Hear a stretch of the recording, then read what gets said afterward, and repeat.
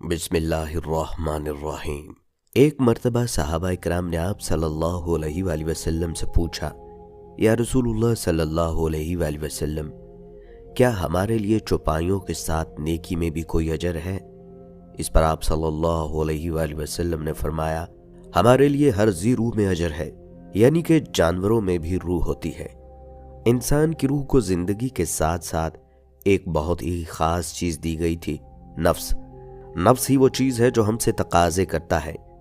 एक आदमी बहुत डरा हुआ आप सल्लल्लाहु अलैहि वसल्लम के पास आया और कहा, या रसूलुल्लाह सल्लल्लाहु अलैहि वसल्लम, मेरे नफ्स में बाज ऐसी चीजें आ जाती हैं कि मैं उनके मुतल्लिक सोचने की बजाय आसमान से गिर जाना ज्यादा पसंद करता हूँ। तो आप सल्लल्लाहु अलैहि वसल्लम ने उसे तसल्ली देते हुए कहा, यही तो ईमान है। रूह कुरान मजीद के मुताबिक 5 स्टेजेस से गुजारी गई है। पहली स्टेज वो स्टेज जो हमारी रूह ने आलम अरवाह में गुजारी थी, जहां हमने अल्लाह ताला से एक अहद भी किया था कि हम गवाही देते हैं आप ही हमारे रब हैं। ये वो अजीम अहद था जिसका कुरान मजीद में भी जिक्र है। दूसरी स्टेज सूरह सजदा में है। ये वो स्टेज है जो हमारी रूह ने हमारी माँ के पेट में गुजारी, जहां पहली मर्तबा वो हमारे जिस्म में फूंकी गई थी।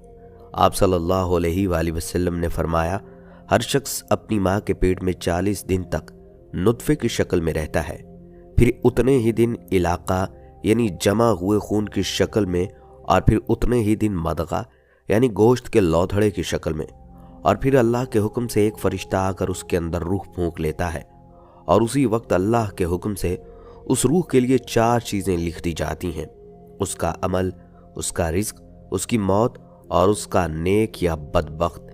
तीसरी वो स्टेज है जिसके मुतल्लिक पूरे कुरान मजीद में आयात मौजूद हैं, यानी कि वो स्टेज जिससे हमारी रूह अभी गुजर रही है, मेरी, आपकी और हम सब की। इस दुनिया की जिंदगी चौथी स्टेज सूरह मोमिनून में है कि जब हमारे जिस्म को मौत आ जाएगी। बरज़खी जिंदगी एक इंतजार जहां से हमारी रूह की वापसी नामुमकिन है।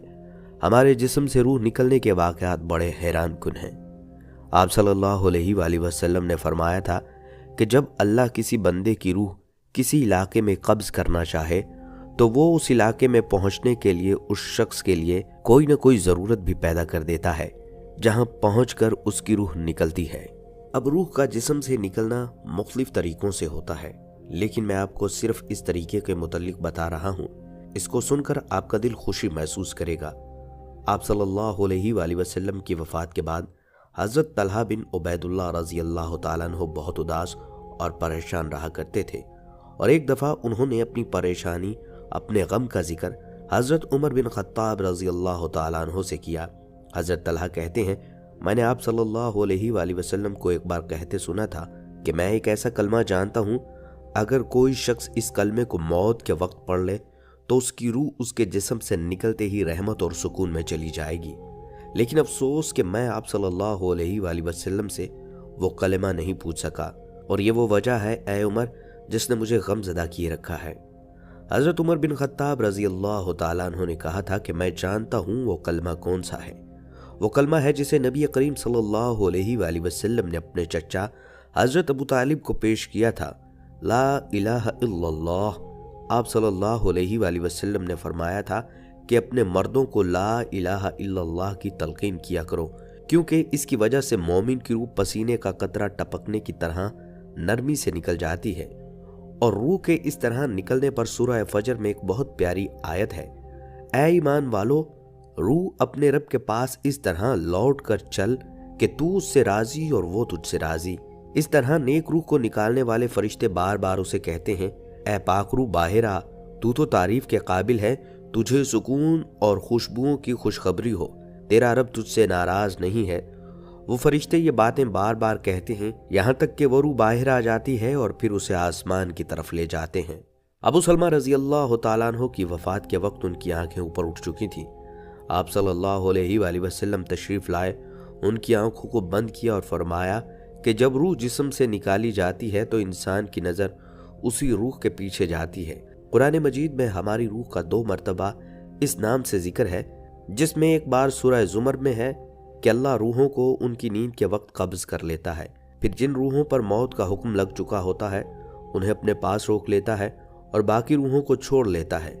अब हमारी रूहें नींद के दौरान हमारा जिस्म छोड़कर कैसे चली जाती हैं, ये फिल वक्त एक राज है। जैसे उमर बिन आस रज़ी अल्लाह तआला अन्हु से मरवी हदीस, जहां रसूलुल्लाह सल्लल्लाहु अलैहि वसल्लम ने फरमाया था कि मोमिनों की रूहें एक दिन और रात के फासले पर जाकर दूसरी रूह से मिलती है, चाहे उन्होंने एक दूसरे को देखा भी ना हो। रात को हमारी रूहें जिस्मों से कैसे निकल जाती हैं, ये कैसे सफ़र करती हैं, हम शायद इस बारे में कभी न जान सके। रूह से मुतल्लिक हम तकरीबन कुछ भी नहीं जानते, लेकिन इसके बारे में तजस्सुस तवील ज़माने से इंसान के अंदर है। अब्दुल्ला बिन मसूद रज़ी अल्लाह तआला अन्हु कहते हैं कि एक बार मैं आप सल्लल्लाहु अलैहि वसल्लम के साथ था और हम मदीना के खंडरात में चल रहे थे। आप सल्लल्लाहु अलैहि वसल्लम के हाथ में सहारे के लिए खजूर की एक छड़ी थी। तो कुछ यहूदी हमारे करीब से गुजरे। उनमें से एक ने दूसरे से कहा, इनसे रूह के बारे में पूछो। फिर किसी और ने कहा, ऐसा ना हो कोई ऐसी बात कह दें जो तुम्हें अच्छी न लगे। फिर किसी और ने कहा कि नहीं, हम ज़रूर पूछेंगे। और अब्दुल्ला बिन मसूद कहते हैं, बिलाखिर एक शख्स ने कहा, ऐ अबुल कासिम, ये रूह क्या चीज़ होती है? आप सल्लल्लाहु अलैहि वसल्लम खामोश रहे। फिर आप सल्लल्लाहु अलैहि वसल्लम ने अपना सर आसमान की तरफ उठाया और मैं समझ गया कि आप सल्लल्लाहु अलैहि वसल्लम पर वही उतर रही होगी। और जब वो कैफियत आप सल्लल्लाहु अलैहि वसल्लम से दूर हो गई तो आपने कुरान मजीद की एक आयत तिलावत की। वो आयत के जहाँ कुरान पाक में दूसरी मर्तबा रूह का नाम से जिक्र है कि ये आपसे रूह के बारे में पूछ रहे हैं, कह दें कि रूह मेरे रब का हुक्म है और तुम्हें बहुत ही कम इल्म दिया गया है। हज़रत अबू हुरैरा रज़ी अल्लाह तआला अन्हु से मरवी है कि आलम अरवाह में हमारी रूहें ग्रोहों की सूरत में रहती थी। जिन रूहों का वहाँ आपस में तारुफ हो गया, उनके दरमियान इस दुनिया में भी मोहब्बत हो जाती है, और जो रूहें वहाँ आपस में अनजान रही हों, वो इस दुनिया में भी एक दूसरे से अनजान रहती हैं।